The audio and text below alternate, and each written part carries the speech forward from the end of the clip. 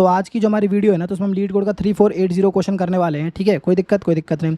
ये leet code पर hard pointed है और एक्चुअल में ये हार्ड क्वेश्चन ही है। ठीक है, तो अगर आप इस क्वेश्चन को थोड़ा सा नहीं समझोगे या फिर क्वेश्चन की लाइनिंग को अगर थोड़ा सा मिस कर दोगे ना, तो पक्की बात है कि आप इसको कोड तो नहीं कर पाओगे। ठीक है, जो मेरे वाले अप्रोच से जो मैं करने वाला हूँ उससे तो नहीं कर पाओगे।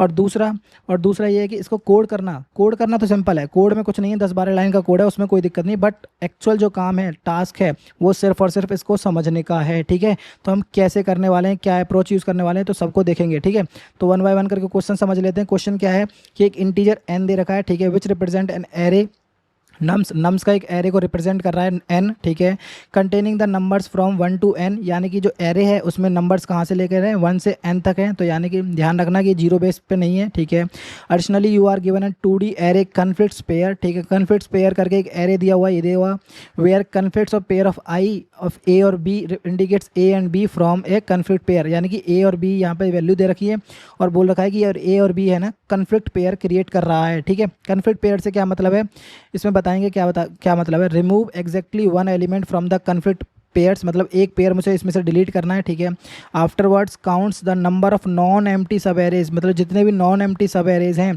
उनको हमें काउंट करना है। Of nums which do not contain both a and b, जो कि ए और बी को कंटेन नहीं करना। जैसे मान लेते हैं अगर मैं 2 और 3 को मैंने डिलीट किया तो जो बाकी के जितने भी एलिमेंट्स हैं वो दोनों में से कोई भी नंबर एग्जिस्ट नहीं कर, मतलब एक ही सब एरे में एग्जिस्ट नहीं करना चाहिए, 1 और 4। ठीक है, तो कन्फ्लिक्ट पेयर ए बी। ठीक है, return the maximum number of subarrays possible after removing exactly one conflict pair, मतलब एक कन्फ्लिक्ट पेयर रिमूव करना है और हमें बताना है कि मैक्सिमम सब एरेज कितने पॉसिबल हैं। ठीक है, तो जैसे मान लेते हैं ये हमारे पास कोई n है। ठीक है, n की वैल्यू यहाँ पर कितनी दी हुई है, n की वैल्यू यहाँ पर दी हुई है 4।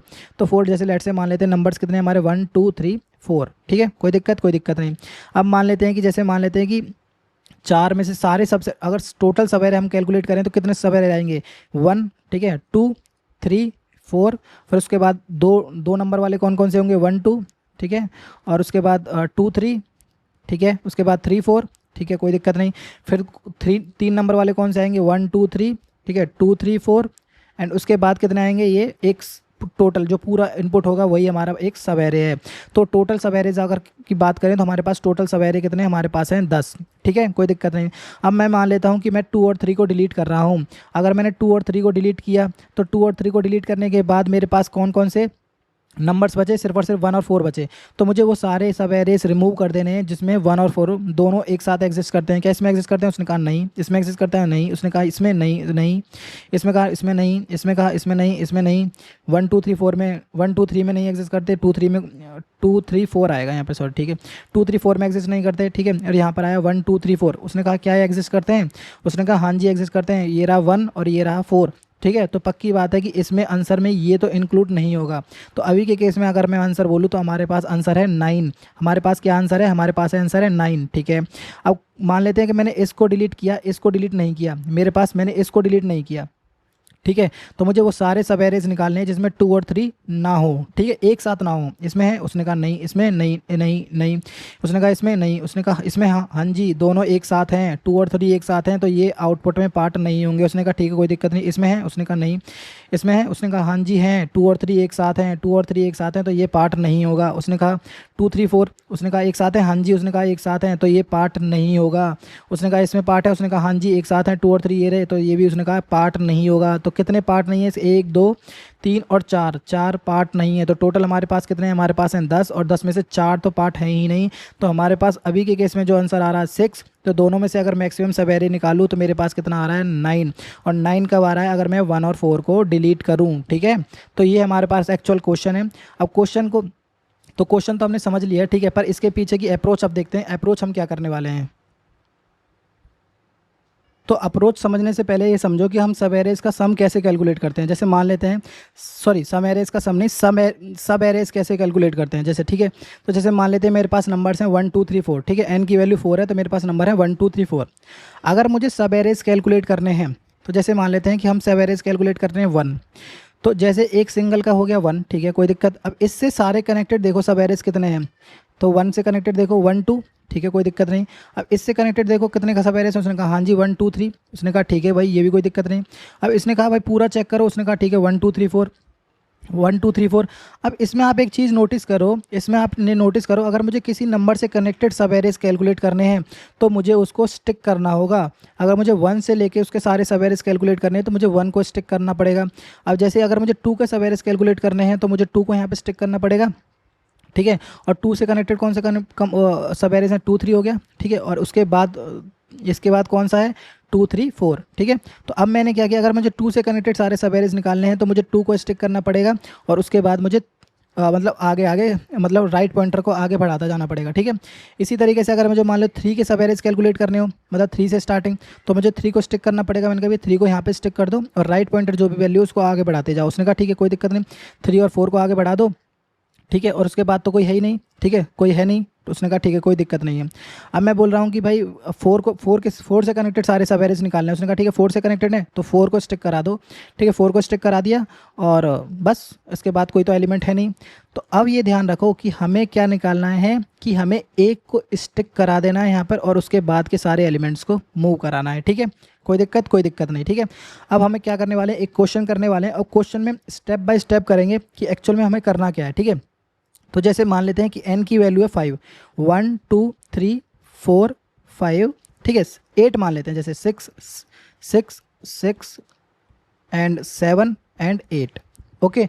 तो क्वेश्चन करने से पहले आप सोचो कि हमारे पास 8 नंबर्स हैं और मुझे इनके सब एरेज कैलकुलेट करने हैं, ठीक है। तो सब एरेज कैसे कैलकुलेट करोगे आप, तो जैसे मान लेते हैं कि मेरे पास जो है आंसर की वैल्यू मान लेते हैं 0 है, यानी कि मेरे पास अभी सब एरेज 0 हैं। इसकी तो एक बार मैथ सजेशन को बंद करते हैं, जब ही आएगा मज़ा, ठीक है। तो जैसे मान लेते हैं मेरे पास आंसर की वैल्यू है 0, ठीक है। मेरे पास अभी कोई सब एरे नहीं है, ठीक है। मैं 1 आया, मैं 1 पे स्टेट करना स्टार्ट किया। मैंने कहा कि भाई कितने सब एरेज हैं तेरे, तो उसने कहा कि मैं कैलकुलेट कर लेता हूँ। उसने कहा ठीक है 1 है मेरे। उसने कहा ठीक है कोई दिक्कत नहीं, अब आंसर में जो है आप 1 ऐड कर दो। उसने कहा ठीक है कोई दिक्कत नहीं। अब ये आया 2 के पास, तो 2 के पास उसने पूछा कि भाई तेरे कितने सब एरेज हैं बताना। उसने कहा मेरे पास एक, तो मेरे पास 2 ही है खुद का ही, ठीक है। और मैं पीछे वाले के साथ कनेक्ट करूंगा तो मेरे पास एक और सब एरेज बन जाएगा 1 2। उसने कहा ठीक है कोई दिक्कत नहीं, 2 के 2 सब एरेज हैं। उसने कहा ठीक है कोई दिक्कत नहीं। अब मैं आया 3 के पास, मैंने पूछा कि भाई तेरे कितने सब एरेज हैं। उसने कहा मैं एक तो मेरा खुद का ही सब एरे है। उसने कहा ठीक है। एक मेरे जस्ट पीछे वाले के साथ कनेक्ट करूंगा मैं, उसने ठीक है। और उसके एक जस्ट स्टार्टिंग वाले के साथ कनेक्ट करूंगा। उसने कहा ठीक है कोई दिक्कत नहीं। तो ठीक है, तो इसके कितने सब एरेज हो गए, इसके कितने सब एरेज हो गए, इसके हुए 3। तो अगर यहाँ पर आप एक पैटर्न चेक करो तो एक एलिमेंट के कितने हैं सब एरेज, 1, 2 के कितने हैं, उसने उसने मतलब सॉरी 2 के कितने हैं, उसने कहा 2, ठीक है। उसने कहा 3 के कितने हैं, उसने कहा 3। तो इसी तरीके से 4 के कितने होंगे, 4 के होंगे एक 4, ठीक है। और एक होगा 3 4, ठीक है। और एक होगा 2 3 4, और एक होगा 1 2 3 4, ठीक है। 1 2 3 4 2 3 4, ठीक है। तो कितने एलिमेंट कितने हो जाएंगे, 4। तो इसको अगर मैं एक एज अ पैटर्न बोलूँ तो अभी के केस में भूल जाओ कि आपके पास कोई कन्फ्लिक्ट करके कोई एरे दिया हुआ है, ठीक है। तो आपको अभी के केस में सिर्फ और सिर्फ सब एरेज अगर कैलकुलेट करने हैं तो सब एरेज कैसे कैलकुलेट करोगे, आंसर की वैल्यू को इनिशियलाइज कर दो 0 से, ठीक है। 4, आई की वैल्यू कहाँ से ले चलनी है, 1 से लेके चलना है। और कहाँ तक चलना है, less than equals to n तक, क्यों, क्योंकि 1 to n है, ठीक है। 1 to n है और i प्लस प्लस 1 करना है, ठीक है। और यहाँ पे क्या करना है आपको, आंसर की वैल्यू को प्लस इक्वल्स टू क्या करना है, जितना भी मेरा नंबर है, जैसे 1 है तो मेरे पास एक सब एरे हो जाएगा, 2 है तो मेरे पास 2 सब एरे हो जाएंगे, 3 है तो 3 हो जाएंगे। तो आंसर प्लस इक्वल्स टू जो भी मेरे पास आई है तो आई की वैल्यू को मैंने एज इट इज़ रिटर्न कर दिया, ठीक है। और एज इट इज़ मैं रिटर्न कर दूंगा आंसर को, ठीक है। कोई दिक्कत नहीं। यहाँ तक के केस में सिर्फ और सिर्फ आपके पास अभी सब एरेज आए हैं। कितने सब एरेज हैं उनका काउंट हमारे पास आ गया, ठीक है, आ गया। तो ये सब एरेज कब कैलकुलेट हो पा रहे हैं, जब हम एक पॉइंट को हम स्टक कर दे रहे हैं। जैसे हमने 1 को स्टक कर दिया तो अब मैं सारे सब एरेज कैलकुलेट कर रहा हूँ, 2 को स्टक कर लिया मैं राइट के सारे सब एरेज कैलकुलेट कर रहा हूँ, 3 को स्टक कर दिया तो मैं सारे सब एरेज कैलकुलेट कर रहा हूँ, ठीक है। तो अब इसी को पॉइंट करने के लिए लेट से मान लेते हैं कि हमारे पास कन्फ्लिक्ट्स एरे दे रखा है, एक 2 3 दे रखा है, ठीक है। और लेट्स एक मान लेते हैं 5 6 दे रखा है, ठीक है। और इसके बाद मान लेते हैं एक हमारे पास 7 और 8 करके 3 कन्फ्लिक्ट्स एरे हमारे पास दे रखे हैं, ठीक है। कोई दिक्कत नहीं। अब मैं कह रहा हूँ कि भाई अब सब एरेज कैलकुलेट करो, ठीक है। अभी के केस में इसको कोड को भूल जाओ। अब मैं कह रहा हूँ अब सब एरेज कैलकुलेट करो। उसने कहा ठीक है। अब मैं कह रहा हूँ कि 1 वन कन्फिट एरे है, उसने कहा नहीं वन तो कन्फिट एरे नहीं है, कन्फिट का पार्ट है, उसने कहा नहीं, तो एज इट इज़ ऐड कर दो, उसने कहा ठीक है। अब उसने कहा टू आया, तो उसने कहा टू में कितने सब एरेज हैं, उसने कहा अभी के केस में तो टू हैं, अगर कन्फिट एग्जिस्ट नहीं करते, उसने कहा कन्फिट एग्जिस्ट करते हैं, उसने कहा नहीं नहीं नहीं एग्जिस्ट करते, कन्फिट कब आएंगे जब दो और तीन दोनों एलिमेंट हो, उसने कहा ठीक है कोई दिक्कत नहीं, अब टू को एज इट इज़ ऐड कर दो, ठीक है। अब यहाँ से आप समझने की कोशिश करना कि अब हमारे पास कितने कन्फिट्स एरे हैं, यहाँ पर मैं कौन से इंडेक्स पे बैठा हूँ, मैं बैठा हूँ 3 पर, ठीक है, थर्ड पर, और मेरे पास एक कन्फिट एरे आ गया 2 3, तो उसने पूछा कि भाई क्या टू थ्री एक कन्फिट एरे हो सकता है, मतलब कन्फिट है उसमें, उसने कहा हाँ जी कन्फिट तो है उसमें, उसने कहा ठीक कन्फिट है, तो कहाँ से कहाँ तक कन्फिट है, उसने कहा 2 से 3 पे कन्फिट है, तो इसका मतलब है 2 और 3 एक ग्रुप में नहीं आ सकते, उसने कहा 2 और 3 एक ग्रुप में नहीं आ सकते, उसने कहा ठीक है कोई दिक्कत नहीं, नहीं आ सकते, तो एक काम करो, ठीक है, अब जैसे क्वेश्चन में ये दिया हुआ है कि हमें एटमोस्ट एक एक कन्फिट रिमूव करना है, कितना करना है, एटमोस्ट एक करना है, अभी के केस में भूल जाओ कि एक करना है, हमें सारे डिलीट करने हैं, ठीक है, जैसे मान लेते हैं मैं 1 बाय 1 करके तीनों को डिलीट करूंगा, ठीक है, तो 2 और 3 को डिलीट करना है, यानी कि 2 और 3 एक ग्रुप में नहीं होने चाहिए, ठीक है, 2 और 3 एक ग्रुप में नहीं होने चाहिए, तो उसने कहा ठीक है कोई दिक्कत नहीं है, आप यहाँ से हटा दो, यानी कि ये मैं यहाँ पे नहीं आना चाहता, उसने कहा ठीक है यहाँ पे नहीं आना चाहते तो कोई दिक्कत नहीं। अब आपके पास सब एरेज की लेंथ कितनी हो गई, उसने कहा मेरे सब एरेज की लेंथ है 1 तो उसने कहा ठीक है 1 कैसे कैलकुलेट किया, 1 कैसे ऐसे कैलकुलेट किया कि जो भी मेरी लेंथ है, जो भी मेरा नंबर है, उसने कहा 3 है, अब मैं कहाँ तक नहीं जा सकता, मैं कहाँ तक नहीं जा सकता, उसने कहा भाई मैं 2 तक नहीं जा सकता, उसने कहा ठीक है कोई दिक्कत नहीं है, तो मेरे सब एरे की लेंथ जो मेरे नंबर ऑफ सब एरेज हैं, मेरे नंबर ऑफ सब एरेज हैं वो कितने हो गए 1 1 1, ठीक है, उसने कहा ठीक है कोई दिक्कत नहीं है। यहाँ पर आप ध्यान रखना ये क्या वैल्यूज़ है, ये क्या वैल्यू है जो अभी करंट रनिंग वैल्यू है, करंट रनिंग वैल्यू है, जैसे मान लेते हैं करंट रनिंग वैल्यू आई है, ठीक है, और ये क्या वैल्यू है, ये क्या वैल्यू है, ये ध्यान रखना ये जो वैल्यू है इसकी, ठीक है, इसकी कहाँ से कहाँ तक जो कंबाइन हो पा रहा है वो वाली वैल्यू है, ठीक है, तो i-2 है, ये ध्यान रखना, ठीक है। अब ठीक कोई दिक्कत नहीं है। अब जैसे इसका काम हो गया, अब ये 4 आया, ठीक है, 4 आया, तो 4 के केस में बोल रहा है कि भाई 4 का कोई कन्फिट है इसमें, उसने कहा 4 का तो नहीं है, तो अब इसके सब एरेज कैलकुलेट करो। तो अब ध्यान रखना अब हमारे जो पहले जो सब एरे था वो कहाँ पे स्टक था, हम पहले सब एरे हमारा 0 पे स्टक था, तो इसलिए हम क्या कैलकुलेट कर रहे थे 1, ठीक है 1 2, ठीक है 1 2 3 और 1 2 3 और 1 2 3 4, ठीक है, इस तरीके से कैलकुलेट कर रहे थे। बट अब के केस में क्या है, अभी के केस में ये है कि भाई हमारा जो है अब यहाँ पे ना मूव करके यहाँ पे ना मूव करके अब हमारे पास जो है सब एरेज की जो लेंथ होगी, जो सब एरेज कैलकुलेट करेंगे वो यहाँ से होंगे, क्यों होंगे, क्योंकि हमें 2 से कैलकुलेट नहीं करना, 2 से कैलकुलेट नहीं करना, तो अब इसके सब एरेज कितने हो जाएंगे, उसने कहा सब एरेज मेरे कितने हो जाएंगे 2 2, उसने कहा 2 कैसे होंगे, तो उसने कहा जो भी मेरी वैल्यू चल रही है अभी 4, उसने कहा ठीक है 4, और जो प्रीवियस स्टार्टिंग थी, तो ध्यान रखना प्रीवियस स्टार्टिंग कितनी थी 2, प्रीवियस स्टार्टिंग कितनी थी 2, को कहाँ से कैलकुलेट होकर आ रही है यहाँ पर, तो उसने कहा ठीक है कोई दिक्कत नहीं, मेरे सब एरेज की लेंथ होगी, सॉरी मेरे नंबर ऑफ सब एरेज कितने हो गए 2, ठीक है कोई दिक्कत नहीं। अब जैसे मान लो अब मेरे पास आया सब एरे 5, क्या आया मेरे पास सब एरे आया 5, तो उसने कहा अब एग्जिस्ट करता है कोई, उसने कहा नहीं एग्जिस्ट करता, उसने कहा ठीक है कोई दिक्कत नहीं है, तो मेरे पास कितना सब एरेज होंगे, उसने कहा जो भी मेरे पास करंट नंबर है उसको एज इट इज़, और जहाँ से स्टार्टिंग हो रही है, कहाँ से स्टार्टिंग हो रही है भाई यहाँ से स्टार्टिंग हो रही है, तो 5 - 2 यानी कि कितने सब एरेज हो जाएंगे 3, 5 - 2 यानी कि सब एरेज मेरे कितने हो गए 3, कोई दिक्कत नहीं, ठीक है। अब मेरे पास आया 6, ठीक है, अब मेरे पास आया 6, तो उसने चेक किया क्या 5 और 6 क्या 6 किसी कम में उसका पार्ट है, उसने कहा हाँ जी भाई कन्फर्ट तो है कि 5 और 6 एक पार्ट में नहीं रह सकते, उसने कहा ठीक है कोई दिक्कत नहीं, 5 और 6 एक पार्ट में नहीं रह सकते तो कोई दिक्कत नहीं, मुझे इससे कोई लेना देना नहीं है, आप क्या करो, तो आपने क्या कहा कि मेरे सब एरेज की लेंथ कितनी हो जाएगी, उसने कहा मेरे सब एरेज की लेंथ जितने भी मेरे नंबर हैं, उसने कहा ठीक है एज इट इज़ नंबर है। अब उसने कहा स्टार्टिंग कहाँ से हो रही है, स्टार्टिंग हो रही है जो मुझे नया कन्फ्लिक्ट मिला है, नया कन्फ्लिक्ट कहाँ से मिला है, नया कन्फ्लिक्ट मिला है 5 से, तो उसने कहा ठीक है कोई दिक्कत नहीं है, मेरी जो नई स्टार्टिंग हो रही है 6 - 5 यानी कि 1, तो मेरे पास सब एरेज की लेंथ कितनी हो गई 1, और जो अभी जो मेरे पास रीसेंट जो मैंने डिलीट किया है, तो वो मैंने डिलीट किया है 5 को, तो ध्यान रखना हम 5 में से माइनस करेंगे, अभी हम 2 में से माइनस कर रहे थे, अब हम 5 में से माइनस करेंगे, ठीक है। अब हमारे पास 6 के लिए हम कर चुके हैं, अब हमारे पास 7 आया, ठीक है, हमारे पास 7 आया, तो 7 के लिए चेक किया उसमें 7 किसी के साथ कन्फिट हो रहा है, उसने कहा 7 किसी के साथ कन्फिट हो रहा है, 7 और 8 दोनों एक साथ कन्फिट हो रहे हैं, ठीक है, 7 और 8 एक साथ नहीं आने चाहिए, उसने कहा ठीक है कोई दिक्कत नहीं, तो 7 अगर किसी के साथ कन्फिट नहीं है तो अब इसके सारे सब एरेज कैलकुलेट कर लो, तो उसने कहा ठीक है सारे सब एरेज कैसे कैलकुलेट करेंगे 7 - 5, तो कितने सब एरेज हैं इसके सब एरेज हैं 2, ठीक है, ध्यान रख रहे हो 2 क्यों है, ध्यान रखना ये 2 क्यों है, 2 इसलिए है क्योंकि अब मेरे पास जो दोनों नंबर्स हैं, अभी के केस में जैसे मैं समझाता हूँ आपके पास 2 क्यों है। जैसे मान लेते हैं मेरे पास नंबर है 1 2 3 4 5 6 7 8, ठीक है। मेरे पास कॉम्बिनेशन था कि 5 और 6 एक ग्रुप में नहीं रहेंगे, ठीक है। 5 और 6 एक ग्रुप में नहीं रहेंगे। उसने कहा ठीक है कोई दिक्कत नहीं, 5 और 6 एक ग्रुप में नहीं रहेंगे। तो जो भी मेरे पास ये नंबर आया है 7 7, तो मैंने बोला कि भाई ये मेरे पास 2 हैं। उसने कहा ठीक है 2 हैं, कोई दिक्कत नहीं। 2 के बाद 3 क्यों नहीं है मेरे पास? 2 तो एक 2 इसलिए एक तो एक खुद 7 है, ठीक है, और एक 7 और 6 और 7 है, ठीक है।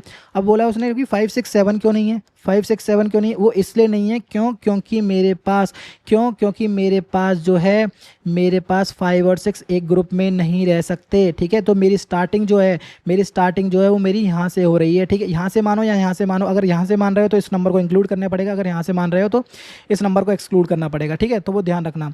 तो इसकी जो कितने नंबर्स ऑफ सब एरेज हो गए, उसके सब एरेज हो गए 2, ठीक है, कोई दिक्कत नहीं। अब यहाँ पर आया 8, ठीक है। यहाँ पर कितना है 8। तो उसने कहा कि भाई कुछ 8 है किसी के साथ? उसने कहा हाँ जी भाई 8 है, पर वो किसी के साथ कॉम्बिनेशन नहीं बना सकता। किसके साथ? 7 के साथ। तो उसने कहा ठीक है कोई दिक्कत नहीं है, मुझे उसके साथ बनाना भी नहीं है। उसने कहा ठीक है। तो अब इसके सब एरेज का काउंट कितना हो गया? उसने बोला कि मैं सिर्फ और सिर्फ एक बना सकता हूँ। क्यों बना सकता हूँ? अगर मैं पीछे किसी के साथ जाऊँगा तो मेरा किसी के साथ बन ही नहीं पाएगा, तो मैं एक सिर्फ और सिर्फ एक सब एरेज की मेरी लेंथ हो जाएगी। उसने कहा 1, ठीक है। क्या हो जाएगा? मेरे पास हो जाएगा 1, ठीक है 1। तो अभी के केस में अगर मैं पूछूं मेरे पास नंबर ऑफ सब एरेज कितने हैं, तो 1 + 2 यानी कि 3 4, 3 और 1 4, 2 6, 3 9 10 11 12 13। तो अभी के केस में अगर मैं आंसर बोलूं तो मेरे पास आंसर है 13। क्या आंसर है? 13। अब इसी को एक बार कोड करके देखते हैं, और कोड करने के बाद हम उसका बाकी का लॉजिक देखेंगे कि अगर जैसे अभी के केस में मैंने क्या किया है, अभी के केस में क्या किया है, मैंने तीनों में से एक भी कन्फ्लिक्ट को रिमूव नहीं किया है, ठीक है। एक भी कन्फ्लिक्ट को रिमूव, शायद मैंने गलती से पहले बोल दिया था कि मैंने तीनों कन्फ्लिक्ट रिमूव कर रहा हूँ, ठीक है। बट अभी के केस में मैंने तीनों कन्फ्लिक्ट रिमूव नहीं किए हैं, एक भी नहीं किया डिलीट। तो एक कॉम्बिनेशन मेरा यहाँ से 2 to 3 बन जाएगा, ठीक है, 2 to 3 बन जाएगा, और एक 5 to 6 बन जाएगा, और एक 7 to 8 बन जाएगा, ठीक है। तो अभी के केस में अगर मैं सब एरेज कैलकुलेट करूँ तो कौन कौन से हो जाएंगे हमारे पास? 1 2 3 4 5 6 7 और 8। मेरे पास कन्फ्लिक्ट कौन कौन से थे? 2 to 3 5 to 6 7 to 8।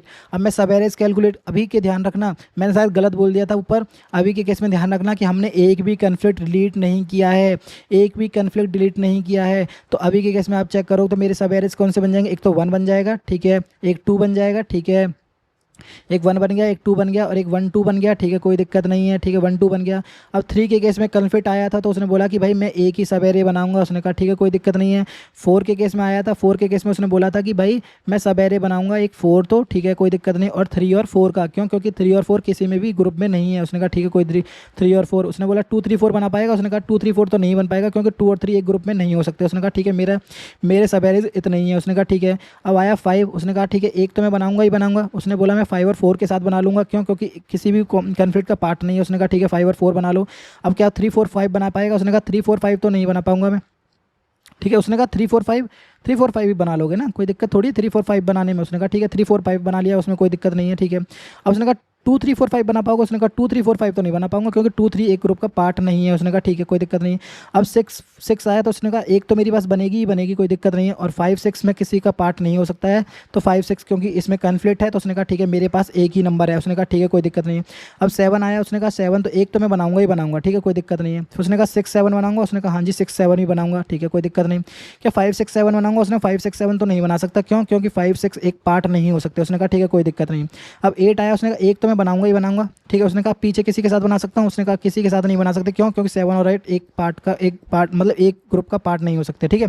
तो यहाँ पर आप नंबर देखोगे तो कितने हैं हमारे पास? 1 2 3 4 5 6 7 8 9 10 11 12 13। तो हमारे पास कितने नंबर ऑफ सब एरेज हो गए? अब हमारे पास हो गए 13 सब एरेज। कितने हो गए? 13 सब एरेज।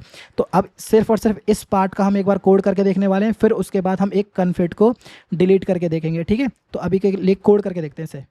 कोड करने से पहले एक चीज़ और समझो, आप कोड करने से पहले एक चीज़ और समझो। जैसे मान लेते हैं हमारे पास कोई नंबर्स हैं, जैसे कोड करने से पहले हमारे पास जैसे कोई नंबर्स हैं 1 2 3 4 5 6 7 और 8, ठीक है, 7 और 8, ठीक है, ये हमारे पास कोई नंबर्स हैं। और जैसे मान लेते हैं हमारे पास जो कन्फ्लिक्ट हैं वो मान लेते हैं कि 2 to 5 है, 3 to 5 है, ठीक है, और 4 to 5 है। जैसे मान लेते हैं कि 5 के जो कन्फ्लिक्ट्स हैं वो कई सारे नंबर्स के साथ हैं, तो इसको मैनेज करने के लिए हम एक नंबर लिखने वाले हैं 5, ठीक है, इसको मतलब 5, और उसके पैरेलल में हम एक एरे मैनेज करके रखने वाले हैं जिसके साथ वो मतलब कॉन्फ्लिक्ट बना रहा है, जैसे 2 3 4 के साथ कॉन्फ्लिक्ट बनाएगा, ठीक है, कोई दिक्कत नहीं। अब ये बताओ कि अगर मैं इसको यहाँ पर स्टिक करूँ और मैं यहाँ पर इसको स्टिक करूँ तो मेरे पास मैक्सिमम सब एरेज कितने कैलकुलेट हो पाएंगे? एक तो मेरे पास सिर्फ और सिर्फ एक ये सब एरेज है, ठीक है। अगर मैं मान लेता हूँ मेरे पास सिर्फ 5 नंबर्स हैं, ठीक है, तो अगर मेरे पास तो एक ही सब एरे कैलकुलेट हो पाएगा, ठीक है। अगर मैं इसको 2 पे स्टिक ना करा के मैं 3 पे स्टिक करूँ, 3 पे स्टिक करूँ तो मेरे पास कितने सब एरेज बन जाएंगे? एक तो एक बनेगा ही बनेगा, ठीक है, एक 2 बनेगा और एक 1 3 बनेगा, ठीक है, 3 सब एरेज बन जाएंगे, ठीक है। अब मैं मान लेता हूँ कि 3 पे स्टिक ना करा के मैं 4 पे स्टिक कराऊँ, ठीक है, तो मेरे पास कितने सब एरेज बन जाएंगे? एक 1 तो बनेगा, 2 3 भी बने, 2 सॉरी 1 2 बनेगा, ठीक है, 1 2 भी बनेगा। फिर उसके बाद मैं बोल रहा हूँ कि भाई मेरे पास 2 3 भी बनेगा, ठीक है, कोई दिक्कत नहीं, और 1 2 3 भी बनेगा, ठीक है, और मेरा खुद का नंबर तो है ही, ठीक है, खुद का नंबर तो है ही। उसने कहा ठीक है कोई दिक्कत नहीं। तो बस ये ध्यान रखना, जब हम कोड में करेंगे तो मैक्सिमम जो वैल्यू होगी उसी को हम लेने वाले हैं और उसके साथ हम कंबाइन करने वाले हैं, ठीक है। ये जो है ना, ये ओवरलैपिंग के केस में आ रहे हैं हमारे पास, ठीक है, ओवरलैपिंग के केस में आ रहे हैं। तो ओवरलैपिंग के केस में किसको लेंगे हम? सबसे स्मॉलेस्ट, जो मतलब एज अ नंबर ऑफ में बोलोगे तो मैक्सिमम वाले को लेंगे, और जिसमें हमें मैक्सिमम नंबर ऑफ सब एरेज आ रहे हैं, ठीक है। तो इसी को एक बार हम कोड करके देखते हैं। अब कोड करते हैं। कोड में भी हम सेम ही पैटर्न यूज़ करने वाले हैं जो भी मैंने नोटपैड में देखा है, ठीक है। आधा कोड एक्सप्लेन करके और आधा कोड मैं इसलिए करता हूँ कि उससे थोड़ा समझने में आसानी होती है मेरे हिसाब से, तो ठीक है।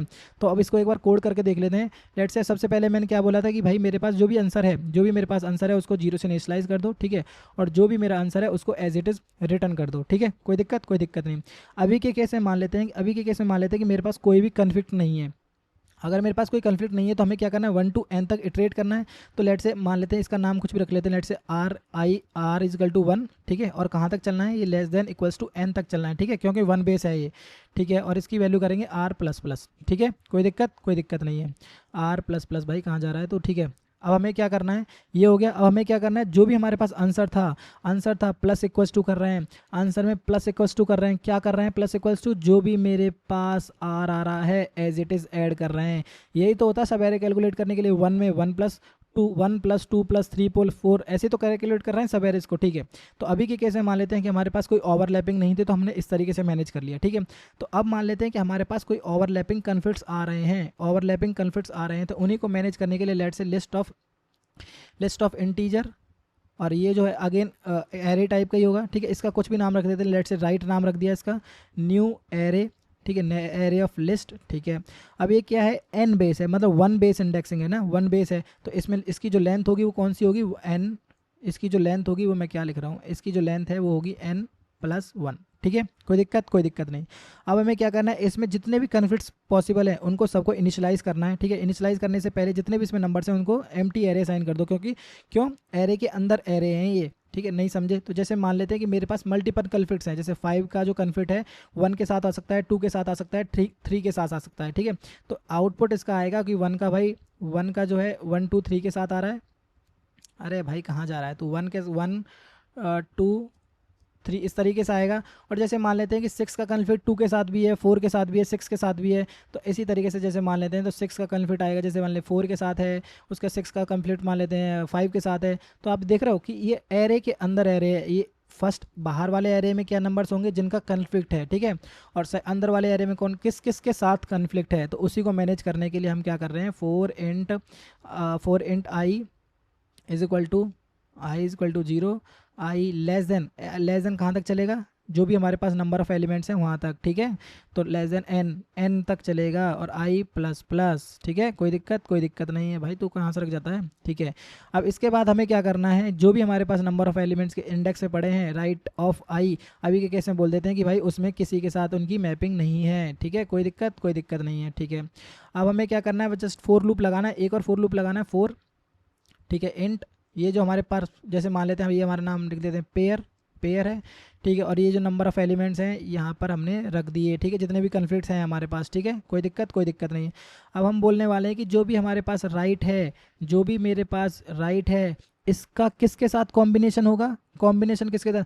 देखो मैं लेफ़्ट टू राइट चल रहा हूँ, ठीक है, लेफ़्ट टू राइट चल रहा हूँ, तो ध्यान रखना, 1 मिनट और मैं आपको समझा देता हूँ। जैसे मान लेते हैं मेरे पास नंबर्स हैं 1 1 2 3 4 एंड 5, मैं चल रहा हूँ लेफ़्ट टू राइट, तो ध्यान रखना कि बड़ी वैल्यू हमेशा बाद में ही आएगी। तो जैसे मान लेते हैं मेरे पास कन्फ्लिक्ट लिखा हुआ है 3 2 2, तो इसको हम जब 3 आएगा जब ही हम चेक करेंगे कि कन्फ्लिक्ट एग्जिस्ट करता है या नहीं, ठीक है। तो इसके लिए हम क्या करने वाले हैं, राइट में कहाँ पे वैल्यू जाएगी, जो इन दोनों में से मैक्स होगा। 2 का 3 के साथ कोई कनेक्शन नहीं है, ध्यान रखना, 2 का 3 के साथ कोई भी कन्फ्लिक्ट नहीं है। जब 3 आएगा जब भी तो मेरे पास 2 नंबर आएंगे ना, तभी तो कन्फ्लिक्ट आएगा। तो ध्यान रखना कि जो इन दोनों में से मैक्सिमम वैल्यू है, यानी कि जो बाद वाली वैल्यू है, वही कन्फ्लिक्ट क्रिएट करेगी। तो मैथ डॉट मैक्स दोनों में से जो भी वैल्यू मैक्सिमम है, यानी कि पेयर ऑफ 0 पे जो वैल्यू पड़ी है वो, ठीक है, और पेयर ऑफ 1 पे जो वैल्यू पड़ी है वो, ठीक है, इन दोनों में से उन दोनों में से जो मैक्सिमम होगा वो हमारे पास फर्स्ट एरे का इंटीजर वो बनेगा, और उसके अंदर वैल्यू कौन सी अपेंड कर देनी है हमें, मिनिमम वैल्यू। तो मैक्सिमम तो ये वैल्यू हो गई, और जो भी मिनिमम वैल्यू है वो एज इट इज़ हमें एरे में अपेंड कर देनी है, ठीक है। तो इसको एज इट इज़ कॉपी कर लो या फिर लिख दो दोबारा से यहाँ पे, मैथ डॉट मिन, जो भी हमारे पास पेयर ऑफ 0 है वो, ठीक है, और पेयर ऑफ 1 है वो, ठीक है, कोई दिक्कत नहीं। तो अभी के केस में अगर मैं पूछूं कि आउटपुट क्या आएगा, तो ये वाला जो आउटपुट इस तरीके से बन के आ जाएगा कन्फ्लिक्ट्स के बेसिस पे, ठीक है। मैं सिर्फ और सिर्फ आउटपुट बता रहा हूँ कि क्या बन के आएगा, कन्फ्लिक्ट्स डिपेंड करते हैं, ठीक है। तो ये हो गया, कोई दिक्कत नहीं। अब ये होने के बाद, ठीक है, अब ये होने के बाद हमें क्या, मैंने क्या बोला था कि इन पेयर्स में से कई सारी वैल्यूज़ हो सकती हैं, रिपीटेड हैं। तो मुझे कौन सी वैल्यू लेनी है, सिर्फ और सिर्फ वही लेनी है जो नियरेस्ट मैक्स होगी, ठीक है। जैसे मान लेते हैं कि 5 का जो पेयर है, वो जो है 2 के साथ भी है, 5 का 2 के साथ भी है, 3 के साथ भी है, 4 के साथ है, पर हमें किसके साथ लेना है, सिर्फ और सिर्फ 5 के साथ लेना है। तो इसी को मैनेज करने के लिए लेट से एक और मतलब कुछ बना लेते हैं, क्या एरे बना लेते हैं, ठीक है, लॉन्ग, ठीक है, इसका नाम कुछ भी रख देते हैं, लेट से अभी के केस में लेफ़्ट रख देते हैं, ठीक है। ये क्या करने वाला है, सिर्फ और सिर्फ लेफ़्ट क्या मैनेज करके रखने वाला है, ये सिर्फ और सिर्फ मैक्सिमम वैल्यूज़ मैनेज करके रखने वाला है, ठीक है। क्या रखने वाला है, मैक्सिमम वैल्यू इनमें से। तो अभी के केस में हम इसमें 2 वैल्यूज़ रखने वाले हैं, आप शुरू सेकंड वैल्यू को भूल जाओ, क्या रखने वाले हैं। तो अभी के केस में मान लेते हैं कि दोनों की वैल्यू 0 0 है, ठीक है, इसको भूल जाओ अभी, ठीक है। ये सेकंड पार्ट है जब कोड में एक्सप्लेन करेंगे हम। तो अभी के केस में सिर्फ और सिर्फ इसको याद रखो, ठीक है, कोई दिक्कत नहीं। अब हमें क्या करना है, जो भी हमारे पास कॉम्बिनेशंस हैं, जो भी हमारे पास ओवरलैपिंग कंपोनेंट्स बने हैं, उस पर क्या करना है, एक बार इटरेट करना है, ठीक है। जैसे मान लेते हैं इसका कुछ भी नाम रख देते हैं, लेट से मान लेते हैं लेफ़्ट वैल्यू, ठीक है, हमने रख दिया, क्या लिख रहा हूँ मैं, इंट लेफ़्ट वैल्यू, ठीक है। लेफ़्ट वैल्यू रख दिया, कहाँ पे चल रहा है, राइट ऑफ आर, यानी कि अगर मैं बोल रहा हूँ कि मेरे पास आर, जैसे मान लेते हैं 1 है, तो 1 का किसी के साथ कॉम्बिनेशन है, उसने कहा किसी के साथ कॉम्बिनेशन नहीं है, किसी के साथ इसका कन्फ्लिक्ट नहीं है, तो क्या बोलने वाला है, ये एम्प्टी एरे रिटर्न करेगा। उसने कहा ठीक है, कोई दिक्कत नहीं, एम्प्टी एरे रिटर्न करोगे, और जो भी एम्प्टी एरे रिटर्न करोगे, यानी कि यहाँ पर इसमें कोई कन्फ्लिक्ट एग्जिस्ट नहीं करता। उसने कहा ठीक है, कोई दिक्कत नहीं है। अब मान लेते हैं कन्फ्लिक्ट एग्जिस्ट करता है, ठीक है। अब 2 पे आया, कॉन्फ्लिक्ट एग्जिस्ट नहीं करता, 3 आया, कॉन्फ्लिक्ट एग्जिस्ट नहीं करता, 4 आया, 4 पे नहीं करता, 5 आया, हाँ जी 5 पे कॉन्फ्लिक्ट एग्जिस्ट करता है। तो आप कुछ मत करना, आंसर में तो ऐड होता जाएगा, ठीक है, उसके केस में। अब जैसे मान लेते हैं 5 आया, और तो 5 के केस में कॉन्फ्लिक्ट एग्जिस्ट करता है, तो इसके बेस में हमें क्या करना है कि जो हमारी वैल्यूज़ हैं उनको पिक करना है कि कौन सी मैक्सिमम वैल्यू है। तो इनमें से जो भी इसकी मैक्सिमम वैल्यू होगी वो हमें कैलकुलेट करनी है, ठीक है। और वो मैक्सिमम वैल्यू कहाँ रख देनी है, हमें इसके स्टार्टिंग इंडेक्स पर रख देनी है, और जो भी इसका स्टार्टिंग इंडेक्स होगा उसको हमें एज इट इज़ इसमें से माइनस कर देना है, ठीक है। समझ रहे हो ना कि ये क्यों कर रहे हैं हम, भाई कन्फ्लिक्ट आ रहा है तो हमें जो लेफ़्ट का जो पॉइंटर है वो हमें रिस्ट्रिक्ट करना पड़ेगा एक जगह पे। भाई सब एरेज की लेंथ हमें कम करनी है ना, तो एक जगह पे हम रिस्ट्रिक्ट कर रहे हैं कि भाई इससे आगे तू और नहीं जा पाएगा। उसने कहा ठीक है, कोई दिक्कत नहीं है, तो इसकी वैल्यू को हम बढ़ाने वाले हैं, ठीक है। जैसे मान लेते हैं कि अगर, ठीक है, अगर हम क्या कहने वाले हैं कि जो अगर लेफ़्ट वैल्यू है, ये वाली वैल्यू लेफ़्ट वैल्यू, इफ़ जो लेफ़्ट वैल्यू है, अगर लेफ़्ट वैल्यू है वो ग्रेटर देन है, किससे ग्रेटर देन है, लेफ़्ट के 0 वाले पार्ट से। 1 को भी भूल जाओ भाई, इसको वही के लिए भूल जाओ। अगर इससे बड़ी है तो हमें क्या करने वाले हैं कि जो भी हमारे पास इसके 0th इंडेक्स पे जो वैल्यू पड़ी है, उसको हम लेफ़्ट वैल्यू से इनिशलाइज कर देंगे, ठीक है। कोई दिक्कत नहीं है। तो यहाँ से करने के बाद क्या वैल्यू आ जाएगी, हमारे पास मैक्सिमम सब एरे का जो आ जाएगा। अगर जैसे इस केस में पूछोगे तो हमारे पास अब कन्फ्लिक्ट किस केस में आएगा, हमारे पास आएगा कन्फ्लिक्ट 3 और 5। तो ये जो रिटर्न करेगा वो 3 रिटर्न करेगा, और एज इट इज़ हम इसमें से रिटर्न कर देने वाले हैं, ठीक है। इतना कोड समझ आ गया। अब इतना कोड समझने के लिए अब इसके बाद हम देखते हैं कि कौन सा कन्फ्लिक्ट हमें डिलीट करना है, ठीक है। तो आओ इसको एक बार और समझ लेते हैं हम। अब हम half part of the code देख चुके हैं, ठीक है। Half part of the code देखने के बाद अब हमें क्या करना है, अब हमने एक भी कन्फ्लिक्ट डिलीट नहीं किया है, ठीक है। तो अब हमें क्या करना है, वन बाय वन करके कन्फ्लिक्ट्स को डिलीट करने हैं, ठीक है। तो कन्फ्लिक्ट डिलीट करने के लिए लेट से अब मान लेते हैं हमको कन्फ्लिक्ट डिलीट करना है। अब कन्फ्लिक्ट डिलीट करेंगे 2 और 3, ठीक है। अगर मान लेते हैं हमने 2 और 3 को कन्फ्लिक्ट को डिलीट किया, अगर 2 और 3 को कन्फ्लिक्ट को अगर मैंने डिलीट किया, ध्यान रखना ये 2-3 लाइनें बस, अगर वो समझ जाओगे तो कोड समझ जाओगे आप। अगर मैंने इस 2-3 मतलब इस कन्फ्लिक्ट को डिलीट किया 2 और 3 को, तो इसका मतलब है कि ये कोई कन्फ्लिक्ट नहीं है, ये कोई कन्फ्लिक्ट नहीं है। और इसमें अभी के केस में मैं बोलूँ तो कितने सब एरेज दे रहा था, ये 1 दे रहा था। अगर मैं इसको डिलीट कर दूँ तो 2 और 3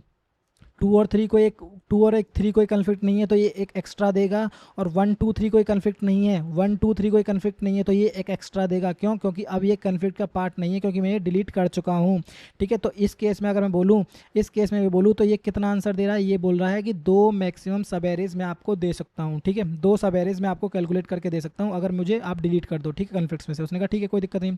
अब मैं मान लेता हूँ मैं इस कन्फ्लिक्ट को डिलीट नहीं कर रहा, मैं 5 और 6 को डिलीट कर रहा हूँ। उसने कहा ठीक है 5 और 6 को डिलीट कर रहे हो।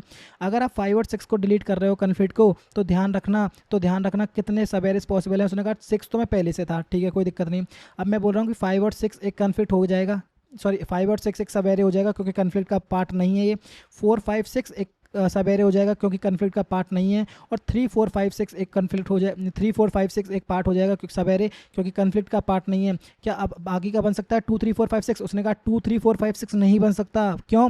क्योंकि जब आप 2 3 को डिलीट नहीं कर रहे हैं तो पक्की बात है कन्फ्लिक्ट का पार्ट होगा, और 2 और 3 एक एरे में नहीं बन सकते। तो आपके केस में आप जो आंसर दे रहे हो वो दे रहे हो हमें 3, ठीक है। तो अभी के केस में आंसर हमारे पास एक 2 था और एक 3 था। अगर मैं इसको डिलीट करूं, जो लेट से मान लेते हैं मैं 7 और 8 को डिलीट कर रहा हूं, मैं 5 और 6 को डिलीट ना करके 7 और 8 को डिलीट कर रहा हूं। तो 7 और 8 को डिलीट करने के बाद उसने बोला 8 तो मेरे पास ऑलरेडी है, और उसके बाद मैंने बोला कि एक 7 और 8 मुझे देगा, ठीक है उसके कोई दिक्कत नहीं। फिर मैंने बोला कि भाई 7, अरे भाई क्या हो रहा है ये, बैक जाओ, ठीक है। फिर मैंने उसको बोला कि भाई 6 7 8 एक सब एरे देगा, ठीक है। क्यों? क्योंकि कन्फ्लिक्ट का पार्ट नहीं है। अब उसने बोला कि कौन कौन से हो गए, एक ही हो गया, ठीक है। उसने कहा 5 6 7 8 देगा, 5 6 7 8 देगा। उसने कहा नहीं देगा। क्यों? क्योंकि अगर मैं इसको डिलीट कर रहा हूँ तो ये कन्फ्लिक्ट का पार्ट है, तो 5 6 एक एरे में नहीं रह सकते, तो पक्की बात है कि ये जो 2 दे रहे हैं ये कितने सब एरेज पॉसिबल हैं, इसमें 2 सब एरेज पॉसिबल हैं। तो किस कन्फ्लिक्ट को डिलीट करके मुझे मैक्सिमम आंसर आ रहा है? उसने बोला कि इसको मैक्सिमम आंसर आ रहा है। उसने कहा ठीक है, तो हम किसको डिलीट करेंगे? हम 5 और 6 को डिलीट करेंगे, और ये जो आंसर है उसको हम टोटल आंसर में ऐड कर देंगे। पहले आंसर हमारा 13 आ रहा था और उसको हम 3 में ऐड कर देंगे, तो अब हमारे पास टोटल आंसर जो आएगा वो 16 आएगा, ठीक है। ये तो समझने के लिए ठीक है, ठीक है। अब इसके बाद इसको मैनेज कैसे करेंगे, ठीक है। जो भी हमारे पास जो नंबर्स हैं, कितने सब एरेज पॉसिबल हैं, उसको मैनेज करने के लिए तो हम एक बोनस एरे बना लेंगे, ठीक है। कुछ भी नाम रख सकते हो, जैसे मैंने मान लिया बोनस एरे बना लिया। उसकी जो लेंथ होगी 0 to n+1 होगी, ठीक है।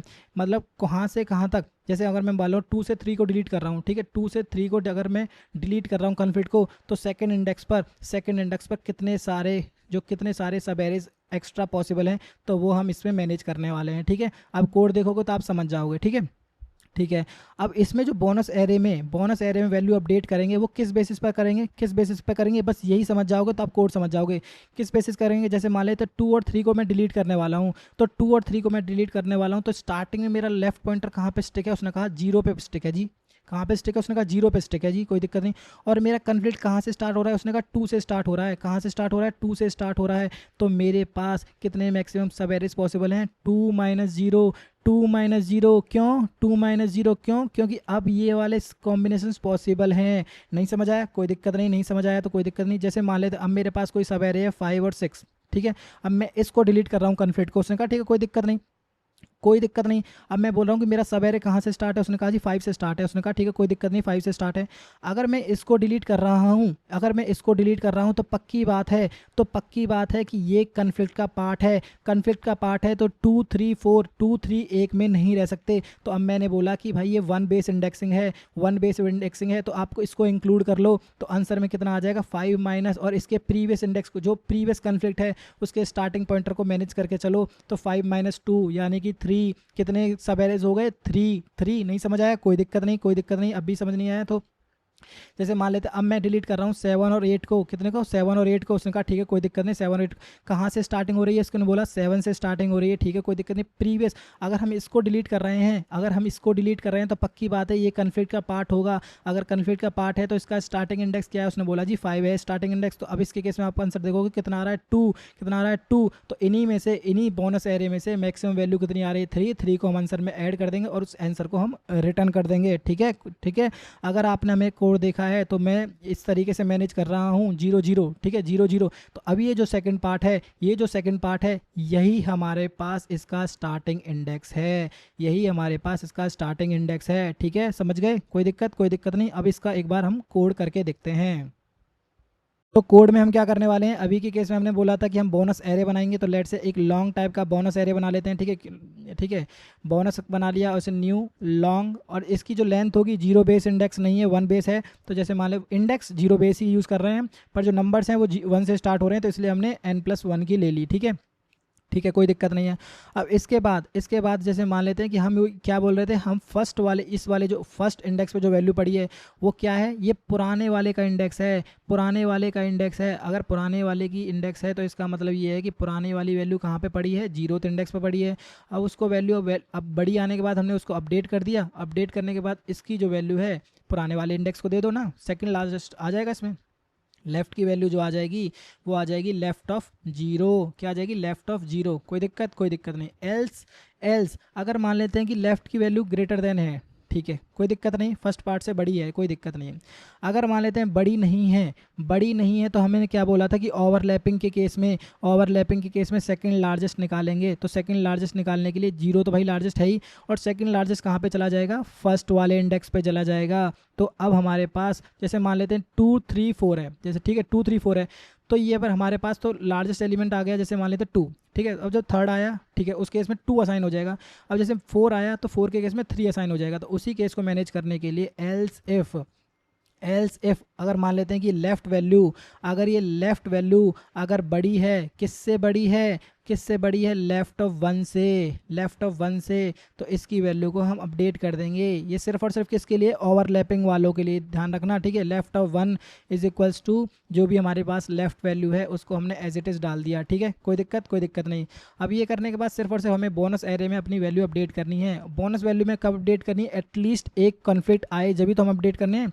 तो एटलीस्ट 1 कॉन्फ्लिक्ट आने का रीज़न ये है कि भाई उसकी जो लेफ़्ट की जो वैल्यू है अगर 0 की वैल्यू अगर ग्रेटर देन 0 है, इसका मतलब हमने जो वैल्यू डाली थी उससे अपडेट हो गई तो आप बोनस में वैल्यू अपडेट कर दो, कोई दिक्कत नहीं। और कहाँ पर अपडेट करनी है तो ध्यान रखना वही लेफ़्ट ऑफ 0 पे ही करनी है, और प्लस इक्वल्स टू कर देना है कौन सी ये फर्स्ट लार्जेस्ट है, ठीक है। और सेकंड लार्जेस्ट जो भी हमारे पास पिछला इंडेक्स लेफ्ट ऑफ 1 पे पड़ा है, ठीक है कोई दिक्कत नहीं, ये एज इट इज़ हमारे पास आ जाएगा। ये जो ध्यान रखना, ये जो क्या लिख रहा हूँ, लेफ्ट ऑफ 0 करना है यहाँ पर, ठीक है लेफ्ट ऑफ 0 इजकल टू, ठीक है कोई दिक्कत नहीं। अब ये जो हमारे पास लेफ्ट है, ये लेफ्ट ऑफ 0 भी लॉन्ग है हमारे पास, कोई दिक्कत नहीं है। इसको एक बार रन करके देखेंगे, पर उससे पहले हमें क्या करना है, हमारे पास जो भी हमारे पास आंसर है उसमें से जो भी हमारे पास बोनस है, बोनस का मैक्सिमम वैल्यू निकालो और आंसर में अपडेट कर दो।